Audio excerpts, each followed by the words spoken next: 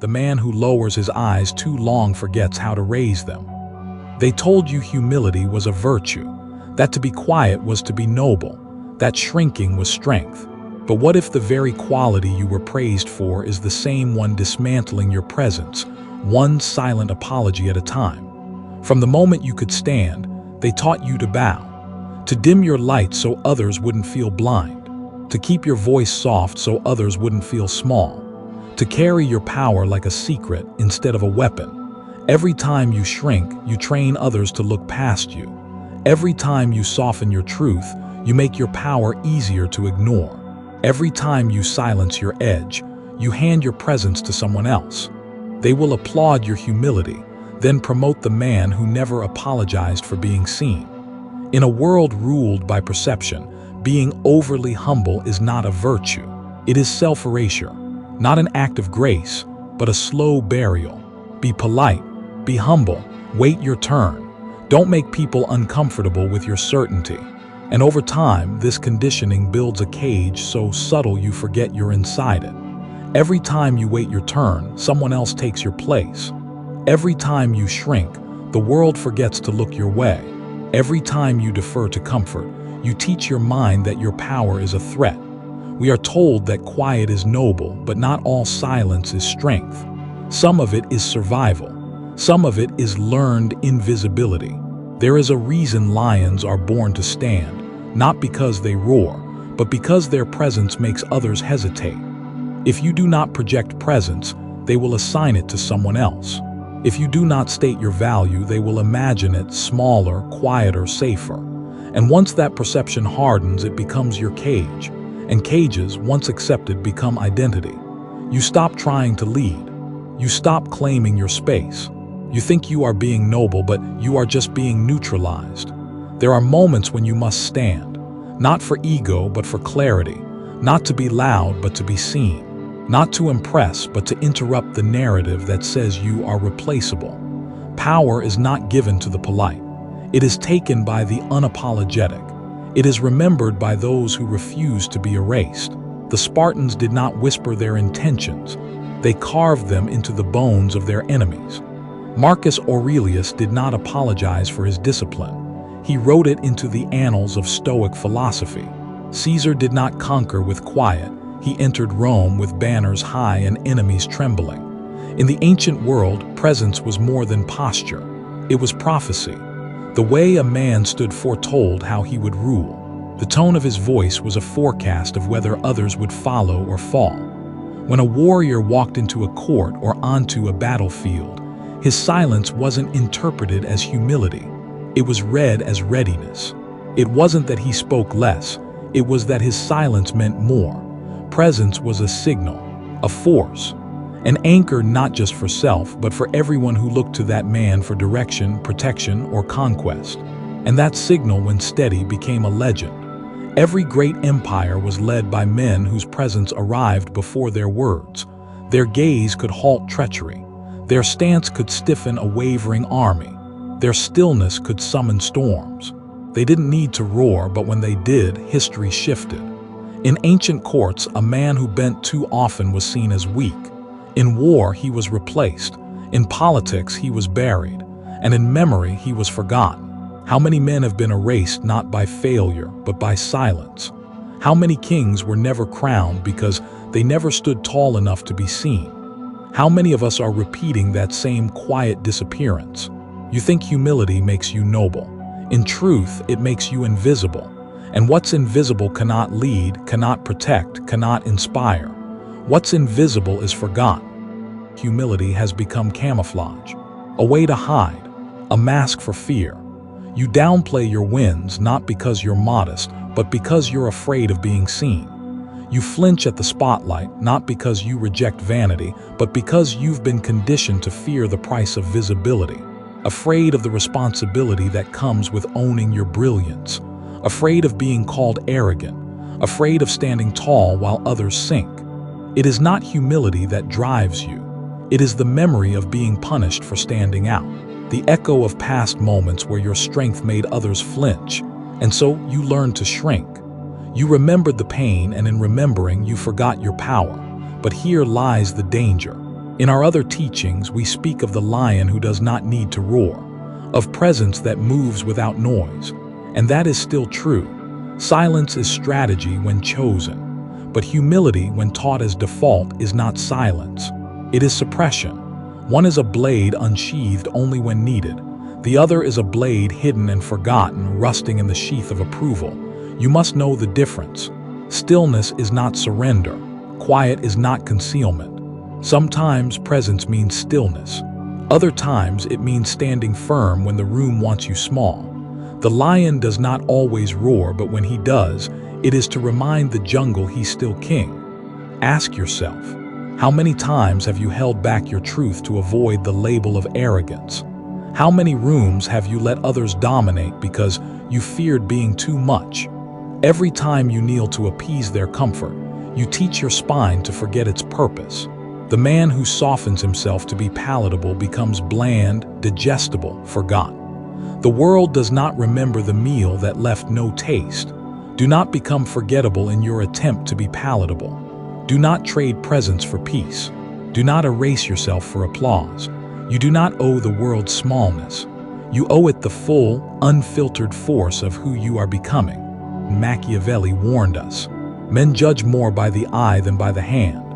In other words, perception is the only truth that matters, but perception begins within. You cannot shape how the world sees you until you change how you see yourself. You must stop telling the story of who you've been and start embodying the man you're becoming. Not with empty boasts, but with intent, clarity, and unshakable self-regard. Influencing perception is not deception, it's management. It's choosing what signal you send and ensuring that signal is clear. Because the world does not follow who you are. It follows where you appear to be going. If you walk like second place, you are treated like background. If you speak like you're unsure, they will finish your sentences. If you act like you're optional, they will make you disposable. And when you hesitate, they step forward. When you lower your tone, they raise theirs. When you dull your edge, they sharpen theirs against you. So how many times will you play small before you disappear completely? How many times will you flinch before the world stops looking your way altogether? Do not confuse restraint with humility. One is controlled power. The other is a surrender you dress in virtue. Your posture is your prophecy. Stand like you matter or prepare to be forgotten. Today, the lie is digital. Likes for fake modesty, applause for self-erasure, the humble caption, the quiet win, the refusal to name your price. We are encouraged to stay small, praised for invisibility, rewarded for restraint. But this modern softness did not appear overnight. Once, men were forged, not formed. They were tested by fire, by war, by responsibility. Their value was proven through action, their honor carved by commitment, their words rare and weighty. A man's silence was not shame, it was power biding its time. Now, we hand boys devices, call them men, and expect them to build kingdoms with no code, no edge, no hunger. We give them dopamine and call it discipline. We give them comfort and call it strength. We remove the mountain and then wonder why they never climbed. We replace discipline with convenience, sacrifice with self-care, vision with validation. Masculinity is no longer feared, it is filtered, cropped and softened until it pleases everyone and inspires no one. And while strong men hesitate, weak ones perform. While you wait for permission, someone else, less prepared, less principled, takes the throne you abandoned. Not because he earned it, but because you refused it. And this is the tragic cycle. Easy times create weak men. Weak men create hard times. Hard times create strong men. Strong men create easy times. Then the pattern repeats. We are living in the echo of easy times, a soft era forged by sacrifices we no longer remember. And now, those soft hands tremble when it's time to grip the reins of legacy. Every time you avoid discomfort, the next generation pays for it. Every time you apologize for your strength, you fund someone else's mediocrity. Every time you flinch at pressure, you build a world that breaks under it. Visibility is leverage, and you traded it for politeness, the kind that neuters kings and crowns cowards. The kind that builds a throne, then forgets to sit on it. Self-erasure is not strength. A blade that never strikes is just decor. A voice never used is just silence. And a man who doesn't own his victories trains the world to forget them. Every time you downplay your greatness, you endorse mediocrity. Every time you swallow your power, you water down your legacy. Every time you let someone less qualified take the lead, you train the world to see you as a shadow, not a source. We live in a time where strength is questioned and confidence is mistaken for arrogance, where men are told to hide their edge in favor of comfort. But history has never been kind to the man who waits politely in the shadows. Power is not awarded to the humble, it is seized by the bold. Picture the court of a king. One man speaks softly but clearly, and others adjust their posture. Not because he's loud, but because he's undeniable. He's not asking for space, he is the space. Kings do not whisper in court. They speak and the room adjusts. Not because they seek attention, but because they carry weight, the weight of vision, the weight of authority, the weight of clarity. And what of you? Do you speak like you've earned your place? Do you move like your presence is proof? Or do you wait, hope, and hesitate, praying the world notices what you're afraid to declare? You must remember this. The world takes cues from your posture. If you speak like you doubt yourself, they will doubt you too. If you walk like your name isn't written in fire, they will step over you. If you nod while others lead, you become the man who never leads himself. Every time you downplay your talent, you teach others to overlook you. Every time you say it was nothing, you tell the world you are too. So ask yourself, who benefits from your silence? Who rises when you step back? Who gets crowned when you decline the throne? There is no honor in being unseen when you were born to be unmistakable. There is only regret, the kind that echoes in quiet lives, lived politely and forgotten swiftly, to suppress their edge, to avoid appearing intense, focused, or commanding, as if those traits are flaws instead of forces. They've been conditioned to mistake heat for hostility, voltage for vanity, presence for pride. But history does not remember the man who played it safe. It remembers the man who stepped into the storm with purpose. It remembers the man whose flame set the course, not the one who blended into the ash. The fire must return. Every time you numb, your edge dulls. Every time you defer, your charge fades. Every time you hide your flame, the world grows colder and someone else steps into the light you abandoned. That inner voltage, that primal code, it lives in your breath, in your rituals, in your refusal to stay numb, in your early mornings, in your late-night battles, in your quiet decisions that declare, I am not done yet.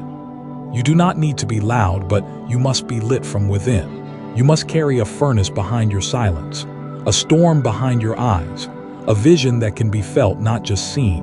Discipline is the spark, honor is the fuel, vision is the flame. Without fire, you become easy to manage, easy to dismiss, easy to replace. Without fire, your silence becomes passivity. But when the fire is alive, even your stillness speaks. Even your quiet becomes a presence. This is not about becoming aggressive. It is about becoming undeniable, calm, composed, controlled, but burning. The kind of man who walks into a room and shifts the air, who doesn't speak first but is listened to anyway, who doesn't demand space, he redefines it. Ask yourself, when was the last time your presence made others sit up straighter? When was the last time your silence carried heat? When was the last time you felt lit from within, not just waiting for a spark? The fire is not lost, it's waiting. Feed it. Presence is not volume, it's precision. The man who enters the room and speaks with gravity does not need noise. He needs certainty. His presence speaks before his mouth does. His silence has shape, has pressure, has weight. In these times, we need that presence more than ever. The world is fractured, trust is low, values are diluted, identity is fog. Weakness has been normalized and clarity has become offensive. Power has become a trigger. But that is exactly why you must not flinch. Every time you stand with conviction, you restore what the world forgot. Every time you move with intent, you shift the ground for others. Every time you say, I know who I am, you become a lighthouse in a storm of noise. You must name your worth not to boast, but to anchor others. You must stand not just for yourself, but to break the cycle. Because if strong men do not rise now, the next era of chaos is already guaranteed. He does not hedge, he does not flinch. He names his worth and then watches who blinks. He does not apologize for his fire, he simply burns where others flicker. Let others call it ego. That's their fear, not your flaw. What you carry is not arrogance, it is necessity dressed in confidence. What you wield is not dominance, it is guidance sharpened by fire. And when you rise, others remember how to. When you speak, others remember their voice. When you claim your space, others remember they had won. Fortune is a woman, said Machiavelli, and she favors those who act, not those who wait. She is moved by fire, not passivity. She chooses those who risk, who reach, who rise, not those who sit quietly and hope. Legacy is not polite. It is not humble. It is not quiet. It is forged by those who name themselves before the world can forget them. It is carved into time by those who dared to speak when silence was easier. It is built not by permission, but by conviction. But what will our legacy be if we continue like this? What monuments will be built for men who stayed silent? What legends will be told of those who asked for nothing and received exactly that? What songs will they sing of the man who dimmed himself into invisibility? We are not remembered for what we intended, only for what we declared, only for what we dared to claim, only for what we made undeniable. So ask yourself, what have you claimed? What have you named? What have you burned into the world that cannot be erased? And if we do not claim our place, if we let the fearful shape the future, then we are not only forgotten, we are defeated. We are not overthrown, we are overlooked. Will you let them win? Your silence does not protect you, it erases you. Your inaction does not preserve peace, it surrenders your post. Your humility does not save the tribe, it betrays it. So rise, not because it's easy, but because it is required. You were never meant to walk this path alone. Great men are not only forged in fire, they are fortified by brotherhood. In ancient tribes, warriors stood back to back. Their trust was not casual, it was covenant. In every empire, loyalty wasn't a word, it was a vow. It was blood-bound, unshakable, absolute.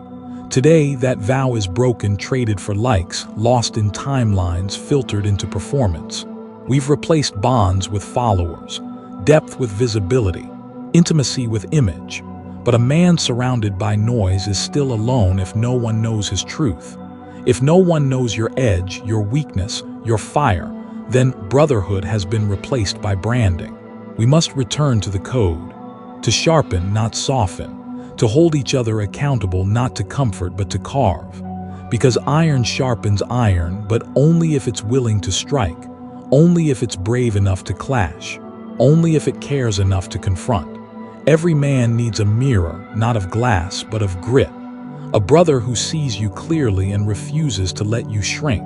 A brother who calls you up, not just out. One who reminds you of your standard when you begin to forget. Do not build in silence if you can build in strength. Do not carry alone what should be lifted together. Do not mistake loneliness for stoicism. There is no honor in isolation when power was meant to be multiplied. This is not about fraternity. This is about force. The kind that rises when men align their purpose and refuse to fall separately. The kind that builds legacies, not just muscles. The kind that restores kings, not just comrades. You were not born to be agreeable. You were not built to dim. You were not forged to kneel. You were built for more, to lead, to shape, to build legacies from the ashes of indecision. Great men do not ask for space. They claim it. They do not whisper their values, they embody them. Strength, clarity, loyalty, honor, vision, these are the foundations we must restore. And yet too many still shrink, still wait, still hope the world will notice them for what they hide. But greatness is not discovered, it is declared. You do not stumble into legacy. You forge it with fire, discipline, and the refusal to be small. Because somewhere along the way, men were taught to be soft, to be accommodating, to make themselves small in exchange for approval.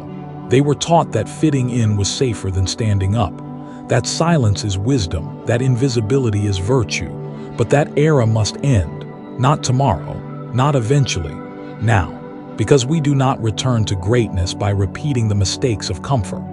We return through fire, through ownership, through standards that do not bend for anyone. Every time you kneel for peace, you betray your purpose. Every time you dim to be accepted, you confirm their vision of you, and it's smaller than you are. Every time you apologize for being sharp, direct, or clear, you abandon the very edge that was meant to cut through mediocrity. We begin again by standing tall not for applause, but because we refuse to kneel. Because kneeling trains the spine to forget its rise. Because silence teaches others how to ignore you. So let them call you arrogant. Let them call you difficult. Let them say you've changed. Because you have. You've stopped apologizing for what you were always meant to become. You've stopped trading presents for approval. You've remembered your name, unseen force now seen, and never forgotten again.